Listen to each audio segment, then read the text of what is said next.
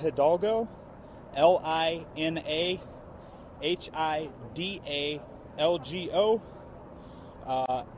Next will be HFD Chief Samuel Pena, SAMUELPEN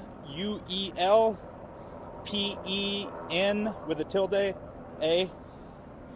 We'll also have Chief of Police for HPD Troy Finner, TROYFINNER. And I don't know if he's going to get schedule remarks, but we may also hear from Dr. David Purse. He's the EMS director. Dr. David Purse. He is, that's David, DAVID PERSSE. Yes. And he's the EMS director for the city of Houston. So those are the ones we expect. Again, I don't know if Dr. Purse has prepared remarks, but he'll probably be available for questions right afterwards. EMS director for Houston? For the city of Houston EMS basically. It's part of the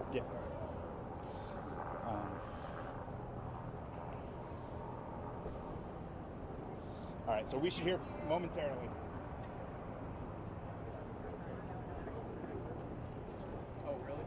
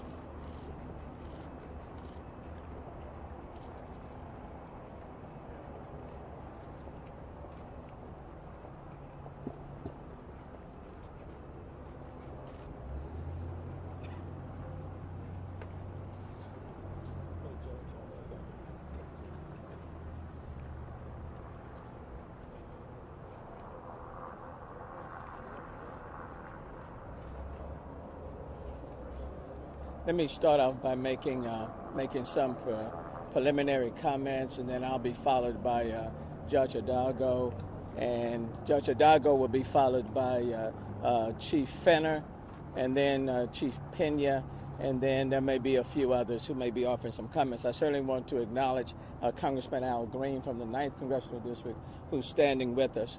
You know, last night was tragic on many different levels, and this is a very, very active investigation, and we'll probably be at it for quite some time to determine what exactly happened. Let me just cover a few things first. Based on our latest information, 8 people are reported dead from the event last night. In terms of their ages, one is 14, one is 16, 2 are 21 years of age, 2 are 23, 1 is 27, and 1 remains unknown at this time. So a total of 8 that are reported dead. 6 of the 8 family members have been notified, and we know that at least 1 is outside of Houston-Harris County, resided outside of Houston-Harris County.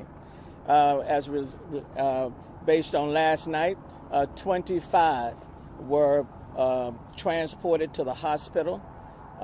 13 are still hospitalized, including 5 that are under the age of 18. Based on the information that we currently have, no one is reported missing. So 0 persons are reporting missing. 4 of the 25 will have been discharged from the hospital.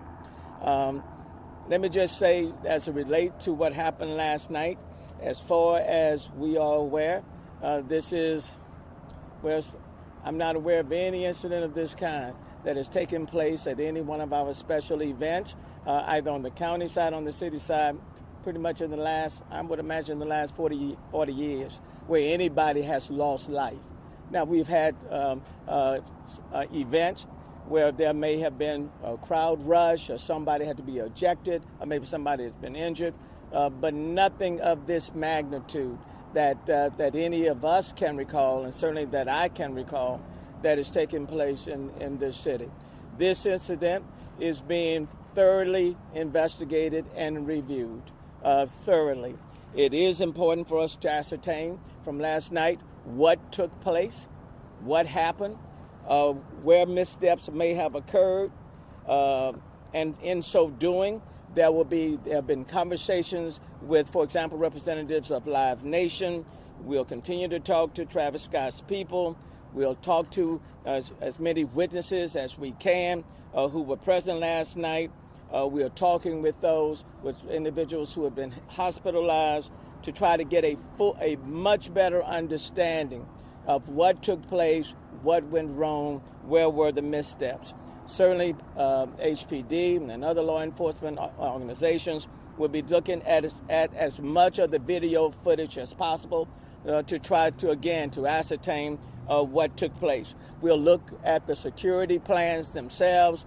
We'll look at the collaboration that took place between the county and the city, even leading up to this particular event. As you know, NRG is a county facility. This is where this incident occurred, but it also occurred inside the city of Houston. So we'll look in depth at the collaboration between the two entities. In terms of personnel, and Chief Fenner can go into this even more, but let me just say preliminarily, we know that there were about 528 HPD officers that provided security for the event, and an additional 755 persons representing private security that Live Nation had that was providing security at this particular facility. So there are let me just say to you, there are a lot of unanswered questions. And over the next several days, several weeks, could be even longer, we'll take an in-depth look at everything that took place, why it took place, what steps we can do moving forward. to mitigate an incident of this kind from taking place at any other point in time. Now, there are a lot of rumors on social media. Let me caution people not to buy into the rumors, okay? Because there are a lot of rumors. But nothing is left off the table in terms of persons who were there, people who may have fainted, or people who may, for whatever reasons, were transported to the hospital. There's a lot of conversation about people who crowd surge, all of those incidents, or whether or not anything else was involved. All of those things are being looked at, but it is way too preliminary now to draw any conclusions. But we're not taking anything off the table. This remains and will be a very active investigation. So with that being said, let me yield now temporarily to Judge Lena Hidalgo. Thank you, Mayor. Thank you, and to all of the law enforcement professionals, first responders who have been part of a swift response. Thank you to them, and to all the Good Samaritans, because we know that it could have been much worse if so many people hadn't stepped in. The events of last night were tragic beyond belief. This is an artist that we know has a following amongst young people, in particular, young people with bright futures. Those were the people that were at the event, went to have a good time, and no one, no parent, no friend, no sibling should see their loved one off to a concert by a world-renowned artist and not be able to expect them to come home safely. And when we read these ages, 14, 16, 21, 21, 23, 23, 27, it just breaks your heart.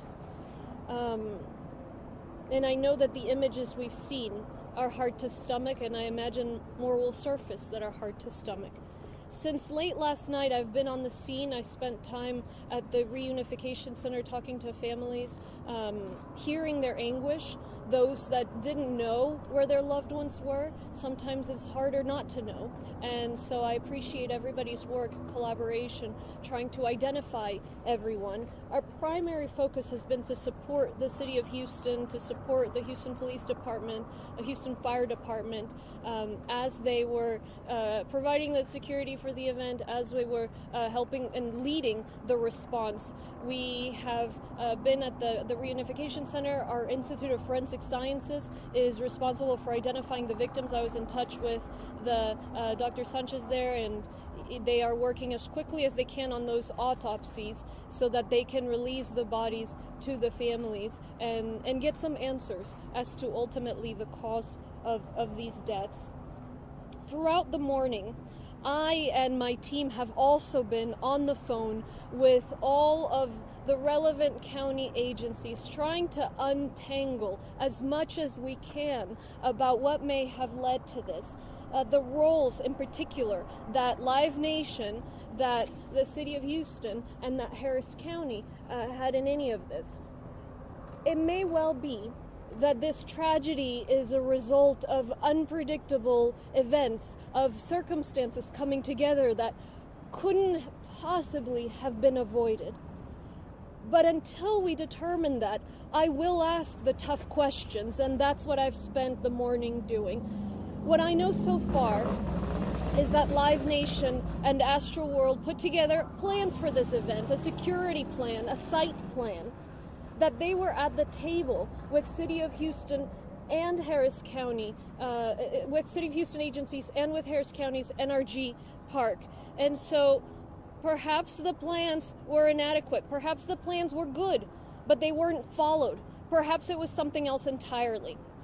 The families of those who died and everybody affected deserve answers as to what took place last night. And that's why I'm calling for an objective, independent investigation as to what went on and how it could have been prevented, or if this was a particular situation that was simply out of everybody's hands. And I have directed county agencies to, as soon as we get that underway, cooperate, and I expect and hope the same for everybody else involved. As you all are aware, there was a similar incident in 2019 with Astroworld. There was a breaching of barricades.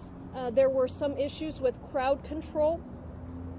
Actions were taken after that experience. There was stronger fencing, more and more robust barricades, more personnel and more security personnel. You guys heard the increase in the officers. 2019 had 47 HPD officers. 2021 had 76 Houston Police Department officers.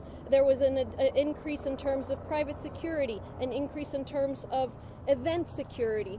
There was additional space for crowd control. But I want to know, and the community deserves to know, if more needed to have been done. So we'll focus on objectively finding out and reporting what happened, how it could have been prevented. And the public has a role here too. If you have any information as to what took place, let us know. Let the Houston Police Department know. Rumors, as the mayor said, that's not what we need. But there are some serious questions that need to be asked. So to the families, our hearts go out on behalf of Harris County. Our hearts go out to you, and just know that we won't give up on asking the tough questions about what exactly took place here. I'll repeat remarks in Spanish after everybody speaks. Thank you, Mayor. Thank you. Let me two things that I do want to acknowledge and offer my condolences to all of the families who lost loved ones, and to those family members who were injured. So I do want to do that. Number one, I want to offer our condolences and our prayers to them. Secondly, I do want to acknowledge the quick response of the Houston Fire Department EMS unit. They had units that were already stationed around NRG Stadium, and they were able to step in immediately when reports of incident occurred. So to Chief Pena, to his entire team, to HFD, to EMS, I do want to acknowledge their very quick response. And then from the moment, for example, the reports were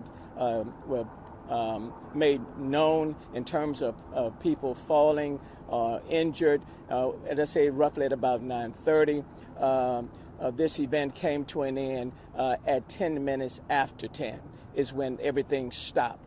And people were in between, either seen on the site or they were transported to area hospitals. So I do want to acknowledge the very quick response EMS units and the fact that this event did come to an end at 10:10. And we do want a very, will be nonstop in terms of the review of this particular matter. Now, Chief Fenner. Thank you, Mayor. Thank you. Good evening, everyone. Mayor said it. We want to send condolences to the family. Nobody, as everybody's hurting, our police department, our fire department, all our citizens, nobody's hurting more than the family members. And our prayers go out to them. And I ask the whole nation, because I know it's other news media here, not just local, to pray for the family. I want to go over a few things. Last night I put out some numbers in terms of security, police officers and private security. I gave the number of 367 police officers. That number was the number that we had assigned for the evening shift. We actually had 528 because we held over day shift officers. Live Nation has just reported to us that they had 755 security officers. A lot of security out there. But as everyone is saying, we leave no stones unturned. This has not happened to us ever in Houston since I've been a police officer. And we take pride of it. And we're going to get down to the bottom. A lot of narratives out there right now. A lot of them. On social media and even last night. I think that all of us need to be respectful of the families and make sure that we follow the facts and the evidence. And that's what we're trying to do here in the Houston Police Department. I will tell you, one of the narratives was that some individual was injecting other people with drugs. We do have a report of a security officer, according to the medical staff that was out and treated him last night, that he was reaching over to restrain or grab a citizen, and he felt a prick in his neck. When he was examined, he went unconscious. They administered Narcan. He was revived, and the medical staff did notice a prick that was similar to a prick that you would get if somebody's trying to inject. That is one part of it. The other thing that's very important, there were some individuals that were trampled, and we want to be respectful of that. But we just ask that y'all give us time to do a proper investigation. Live Nation has stated from the very beginning that they would cooperate. They're going to give us the video sometime this evening. I spoke to my commander in homicide. So we're waiting to get that. That's going to help us. But I also want to call out to the community, kids and young individuals that was out there. If you've seen something, say something. This is now a criminal investigation. That's going to involve our homicide division as well as narcotics. And we're going to get down to the bottom of it. I just want to thank Live Nation and everybody else out there. There was cooperation. I also want to say thanks to our police officers. A lot of them administered CPR. Executive Chief Larry Satterwhite was out there. And something that was important, and the mayor just said it, but I want to hit it again. 9:30, right there. That's when a few people started going down. Our people stepped up and immediately went to the producers and told them, hey, people are going down. This show ended at 10:10 p.m. So I just want to acknowledge that. As far as arrests last night, 25 arrests, 23 of those 25 were trespassers. 1 possession of marijuana and 1 public intoxication. So we'll just open it up for questions after. Chief Pena, go ahead. Thank you. Good afternoon, everyone. I want to first start by expressing my most sincere condolences to the families of the victims. This is an unimaginable tragedy that they are experiencing. And it's because of that we're committed to work with our partners, the police department and everybody else involved, in ensuring that this is a complete and full investigation into the cause of this tragedy. Know that the Houston Fire Department, we're going to be looking into the permits that were issued and ensuring that the plan that was submitted was adhered to during the event. This is going to be part of the investigation. Our commitment is to ensure that we are turning every stone, as was mentioned here earlier by the mayor, to ensure that we get to the bottom of this issue. The Houston Fire Department, we had a very robust contingency and emergency response plan. The primary medical component was delivered by a third-party medical company for the venue. The security was the same. It was a third-party company that was delivering the security primarily for that venue. In spite of that, we did have units that were pre-positioned from the Houston Fire Department to ensure that we were monitoring the progress and the event. From the time, as Mayor mentioned, from the time that the incident started to escalate around 9:30, we requested additional resources to the scene to augment those that were already pre-positioned around that venue. And this is important. Even though the plan did not require for that, we had pre-positioned units around the venue in case this incident escalated. From the time that the mass casualty incident was declared to the first unit on scene was 2 minutes when we began to make patient contact. That is an incredible response, and look, that can't go unnoticed. As far as the planning, we here in the city of Houston take these events very seriously. Public safety is our primary concern. The mayor has tasked us with ensuring that we have the resources and the plans and the contingencies ready for these events. We've done these before. I believe we had a robust plan for a non-event. Certainly, the level of injuries, the number of people in that venue quickly overwhelmed the third-party vendors that were providing the security and the medical component. We quickly were able to respond. In regards to the layout, There is no occupancy permit for an outdoor event. Okay, what the calculation for the footprint that was going to be used for the event, if we applied the assembly occupancy, the fire code assembly occupancy formula, they could have had over 200,000 people in this venue. Okay, that's just based on math. This venue was limited to 50,000 in that component. Part of when we have large events, one of the things that we consider is to ensure that the crowds are subdivided. They had 2 separate stages in 2 separate areas. That was part of the plan. We had inspectors to ensure that the means of egress, the doors in and out of that venue, were maintained open and unobstructed.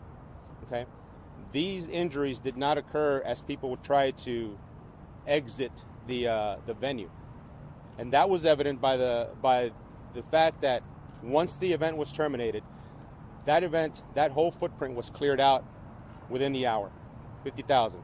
So the means of egress, okay, the exits, the doors were kept open, unobstructed. That was our assurance.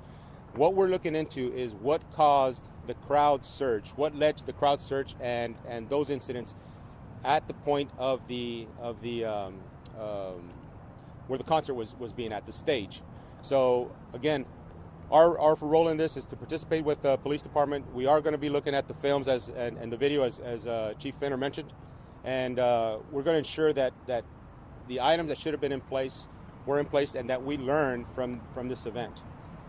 Really quick, Mayor, the permits that were issued for this were for LPG, and we had inspectors there to monitor that. We had a permit for the pyrotechnics. Inspectors were on scene for that. We had a permit for tents that were erected in the venue. We had inspectors for that. And we had inspectors for the permits for the means of egress, to maintain the means of egress, the doors in and out of that venue to be open and unobstructed, and we had inspectors for that. But again, we're going to be looking at the entire incident to ensure that that we're doing the right thing for these families. They deserve it. We owe it to them, and we're going to participate wholly. Thank you, Mayor. Muy brevemente en español, agradecerle primero al alcalde, al jefe de policías, jefe de bomberos, tantos policías y bomberos que respondieron de una manera inmediata, y los buenos samaritanos. No cabe duda que sin buenos samaritanos, sin estos policías, la tragedia habría sido aún peor. Esta es una tragedia de escala extrema. Es un artista reconocido internacionalmente y un artista que atrae a muchísimos jóvenes. Cuando leemos las edades de los muertos, 14, 16, 21, 23 y 27, y un muchacho que aún no está identificado, se te parte el corazón de ver que estos niños, estos jóvenes, fueron a un concierto y no regresaron. Ningún padre, ningún amigo debe de darle la despedida a su ser querido para que vaya a un concierto a divertirse y que la persona pierda la vida. Entonces es por eso que estamos tomando esto con toda la seriedad, con todo el compromiso posible.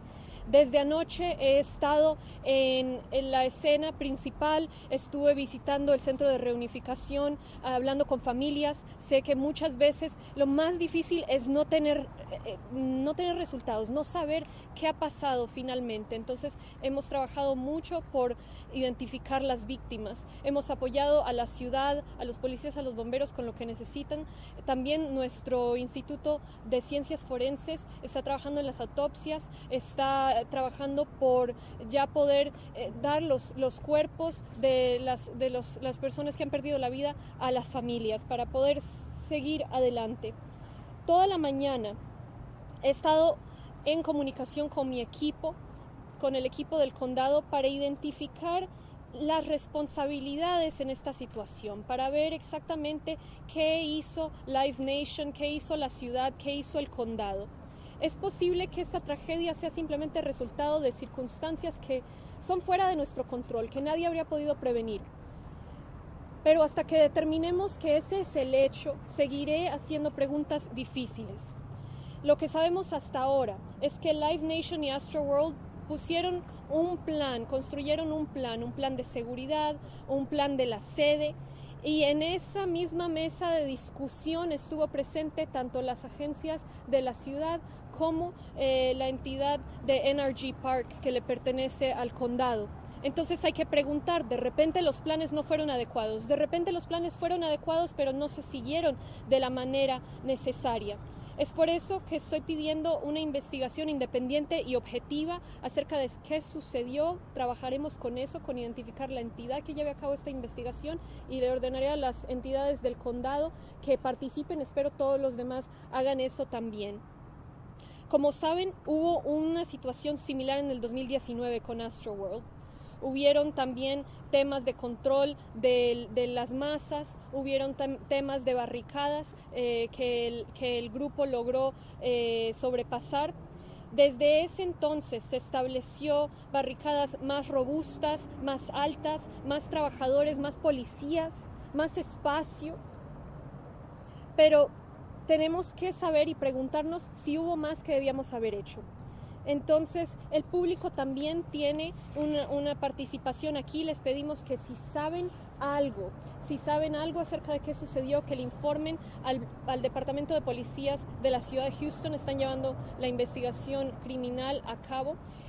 Y a los familiares de estas 8 víctimas por parte del condado Harris. Realmente se nos parte el corazón, entendemos por lo que están pasando y trabajaremos hasta donde más podamos, trabajaremos por encontrar respuestas, por identificar exactamente qué falló. Those are my remarks, Mayor. Thank you. I also want to acknowledge Councilmember Abby Kamen, who's the chairman of the Public Safety and Homeland Security Committee. Councilmember Kamen is present, and Dr. Peirce is also here. And again, I too want to again thank HPD and all of the officers, as well as the Houston Fire Department. And then lastly, what I was saying, we'll take questions. Lastly, what I'll say is that whether an event takes place at Minute Maid or whether an event takes place at NRG Park in the county, which falls within the city of Houston, we want to make sure that all of the attendees are protected and that we give them everything that they need so that they can attend and then go home safely. So having said all of that, any one of us can take any questions from any of you. Yeah, one at a time. How many doses of Narcan were administered last night? How many people appear to be suffering some type of chemical reaction? How many doses of Narcan? How many doses of Narcan? Were any? I mean, was it apparent? Yes, there were. Chief, you want to? Yes, ma'am. So the number of Narcan administrations, we don't have that number. We do know that there were many instances where they did administer Narcan on scene. I think that opening this up to a narcotics and a homicide investigation indicates that you're certainly indicating that there's some suspicion that the drugs. I think what we are saying is we're not taking anything off the table. Everything is on, everything will be considered, everything will be taken into account. And until we look at medical information, talk to those who were hospitalized, talk to witnesses, we know that Narcan was provided. We're going to take a look at everything. So, Major Judge, one at a time. 2 weeks ago, we were on level red of risk for COVID-19. So, in first place, why did you guys authorize an event with thousands of people under these circumstances? Well, bear in mind, we just hosted the World Series in the city of Houston. There were a lot of people there. This was an event that was outside as well. Chief, how many of the 528 officers were inside among the crowd? And what's the difference in the amount of officers compared to 2019? What was the reinforcement? Much more officers. I'll get you the numbers. I don't have the exact assignments right now. I want everybody to realize we're not even 24 hours into it, and that's going to be part of our review and part of the investigation because we do want to know exactly what happened. But were the majority of officers or all of the officers within the crowd, or are we talking about somewhere outside? The majority of officers are going to be inside the the complex. More Yeah, or less, yeah. take, We'll give it to you. were We'll get it to you. 2019? Yes. Was it in the hundreds? One second. Yeah, no, no, Hold yeah, on. well, One's in now. Hold on 1 second now. let me add something here. So we have some initial numbers here, and Chief will add what he receives later, but it is in the hundreds. So in 2019, what I have is there was 409 event security, 30 armed private security, and 47 Houston Police Department officers.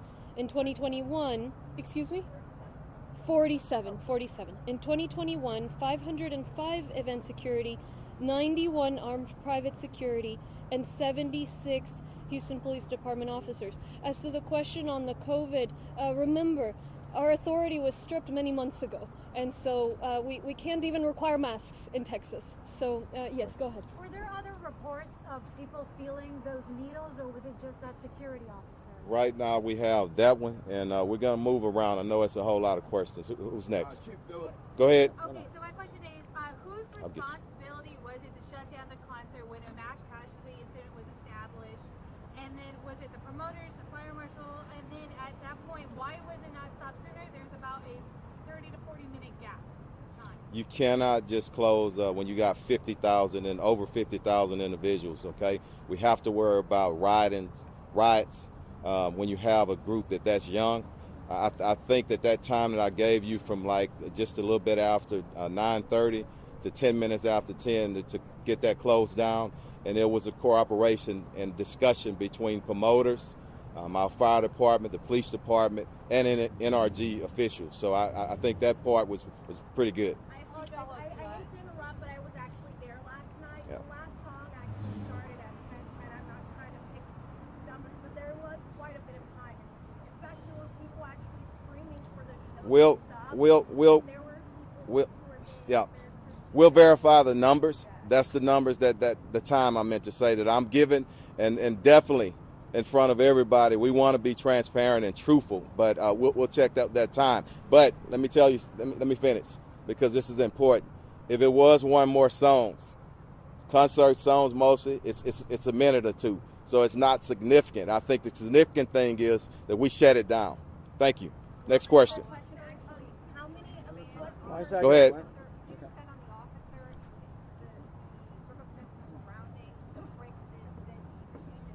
Can you just a little bit? I'm sorry. Oh, yeah, sorry. I'm hoping to learn a little more about the officer, the circumstances around the prick that he felt, and how he's doing. I don't have that information right now. We're still trying. That was just interviews from an investigator of the medical staff. We're still trying to locate that particular security officer. Okay? People who died, what can you tell us about their deaths? Were any of them trampled, or do you believe those were drugs? We don't have all that information, and that's something that I don't want to speculate on. It's very important, and I said I wanted to be respectful of those families. I don't want to go any deeper on that until we get some facts from the medical autopsies and toxicology reports as well. Go ahead. Chief, we're hearing that a 10-year-old is in critical condition right now. Is that correct? That's what we have, yes. Yes. Chief, talk to us about EMS. Go ahead. Chief, how many were there? We're also hearing EMS? That they were not, if it was HFD or if it was a private company, that they weren't prepared. Yeah, so as I mentioned earlier, the venue, the medical component was being met by a private third-party contractor. They had doctors on scene, they had medical EMTs, they had volunteers. For a non-event, it would have been enough. But when the event started to escalate, we had to come in and augment their assistance, okay, their deployment. I can't say enough about the men and women of the Houston Fire Department. We went ahead and pre-planned, right, in anticipation for a contingency. That's the reason why we had units deployed around the perimeter and were able to respond so quickly. Again, it's 50,000 people, right? For a non-event, it would have been gone off. It's happened in the past. You know how many were there? Yes, we had 62 units that responded to this. We had, at some point, we had over 20 ambulances that were pre-positioned and ready to transport in our triage and treatment transport or area. Again, the coordination by the men and women of the Houston Fire Department on scene after the incident occurred and escalated was very robust. It was on point. I'm very proud of the work that they did, but certainly, we've been here before. Okay, we ensure that we're planning for a contingency, right? And in a non-event, again, this would have been just another normal major concert. But unfortunately, it escalated. That's what we're going to key in on. We're going to focus on what led that crowd to start to surge. and what were the issues behind that. You said several. Yes, yes, 1 second. Oh, I don't. No, I do, but I don't know that number. I'll get you that number. Have you met with family members of any of the individuals who died I'm or sorry. are seriously injured? Can you tell us what and when the names are going to get released, do you think? Well, number one, we want to make sure that all of the family members are aware. Now, 6 of the 8 family members have been notified already. 2 have not. So we want to be very, very careful with that. Did you meet with any of them? I have not met with them. Not at this time. And Chief, you said several Judge, people were Judge, treated with Narcan, just to be clear. We You spoke said to some several- families Yes. last night, several but people. at that point don't we know how many. didn't know whether their person, what was going to be the Let me get you outcome of the person they were looking for. But that is key, is the autopsies are being conducted, and so we have to wait until those results get back. What our forensic sciences director was saying, some of the toxicology report they can do even without the body, so they'll release that, and then we are still trying to identify the 8th person. We know it's it's a male, but we don't know who it is, and then there is another person's been identified, but we don't know, we haven't found the family yet. So until we have that, obviously we can't release all the information. What was the limit capacity for the event? Like, it was more people at the event than they planned to? Chief Pitney, you want to respond? The I'm sorry. capacity, you said 200,000, but we're going to do to a quarter. Can you repeat your question, please? What was the capacity for the event? Again, there is no outdoor venue capacity. What we did is we applied the internal assembly fire code and did the calculation based on that. It's very conservative. The capacity based on the footprint that was going to be used, they could have had over 200,000. Do you think it was more people there that they planned to? No. What I'm saying is that that's based on the math, based on the assembly fire code calculation. They could have theoretically had over 200,000 people, but it was limited to 50,000, and we verified that based on or we try to get assurance of that based on the number of ticket sales that they had. So again, look, it was a wide open venue. The plan included 2 separate stages to try to subdivide those crowds. But again, it was a crowd control at the point of the stage that was the issue, that caused the issue, especially as the crowd started to surge up towards the stage. So that's what we're going to be keying on in regards to the investigation. When people broke Yes, in ma'am. at the entrance, why didn't you guys stop it? Hold on. Yes, ma'am. This is in regards to the EMS and also the private EMS that was there. Right. I know you can only comment so much, but we're being told only one defibrillator was there. I saw many EMS personnel performing CPR on several people Right. and trying to get through the crowd. So my question is, did they have enough even life-saving drugs like Narcan and also other types of equipment to administer right then and there on site, or were additional ambulances needed to come in? And then I just want to couple that with, we also saw them struggling to get through the crowd. Was it part of the contingency plan to have security maybe possibly move some of the people or try to help get to the people that need to come? So let me answer your first question first. All our units are completely equipped with all the life safety and life-saving equipment. They all have defibrillators. They all have AEDs at least, even the first response vehicles. So from our perspective, from the Houston Fire Department's perspective, we had the right equipment. I can't speak about the equipment that the third-party medical component had. I can't speak to that right now. But certainly, when we responded with fully equipped and prepared to assist. There is always an issue with access into these crowds, especially when there is a surge.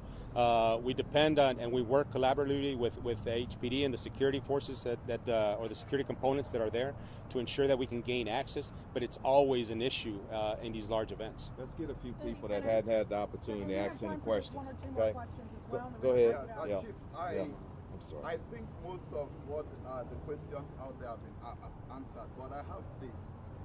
At a certain stage, when this event had not even begun, there was a breach of barrier and security units that were set up to check the people. At that point, if you had those many security people on site, why didn't they put that into consideration and try to see how they could mitigate or even stop that event? Yeah. What action That's was taken after that? one question at a time, please, ma'am. Yeah. Okay. Look, there are breaches. There are major breaches that shut down a program, a concert in this thing. That wasn't a major breach to me, okay? It was something that we quickly got under control. Do we like any breaches? No, we don't, but that's part of the whole reviewing process and us learning something from this incident. Just as the mayor said, we're not going to cover up anything. We want to look at everything that we did right, but more importantly, what was done wrong. Learn from it and move forward and continue to pray for these family members. One more question. He hadn't had one. Yep. Go ahead. Sorry. I'll get you. Some of the concert goers have said that the barricades that were placed there prevented them from being able to get out quickly.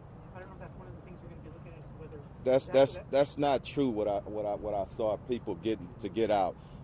There wasn't a problem with that. And let me say we'll look at it, but I haven't heard that, Chief. I don't know if you have. Yeah. Yeah. Again, right now, this is still in its infancy as far as the investigation. I know that the means of egress, the doors to get in and out of that venue, that was not an issue. You're talking about within the So we're going to look at that as far as the design, whether the design was adhered to in regards to the layout, to the plan that was submitted. So all those things will be part of the investigation. Chief, at this point, there are videos of people climbing up on stage to try to stop the artist from performing, telling the cameramen to stop. Like, are those people going to be questioned or held culpable, or can they be? Is it a matter of that time? That's a part of it, and when we grab the video, if we see somebody that did something dangerous and broke the law or something, that's going to be something that we're going to address. But again, we don't get the video until sometime this evening or later on tonight. They promised us that. And once we get that and we have some time to go through it, at a later date, we'll update everybody. Absolutely. Go ahead. Let me. Injecting multiple people with narcotics. That happens to multiple people. Is that it's just say it again. I'm sorry. She's asking about the narcotics again. I think it's way too early for that. Let me just say, we recognize we're not going to be able to answer everybody's questions right now. This remains a very active investigation. There are a lot of questions that still need to be answered. There are a lot of people that we need to talk to, security plans that we need to kind of thoroughly review and in detail, talking with people from Live Nation, waiting on the medical reports. That will tell us a great deal. And at the same time, we want to be very, very sensitive to the families. When we're talking about people who were 14, 16, 21, 23, 27. And look, that's painful on any front. So we want to be very, very sensitive to that. It is important for the community to know that anytime you're invited to a venue, it is certainly everybody's responsibility to do everything that we can to keep them safe. And that's what we want to thoroughly review. So recognize there will be a number of questions. We're not going to be able to answer them all right now, but just know this whole process continues. Thank you all so very, very much. And pray for those who are in the hospital, and then pray for the family members who have lost loved ones. Thank you. Thank you. Yes, it could be.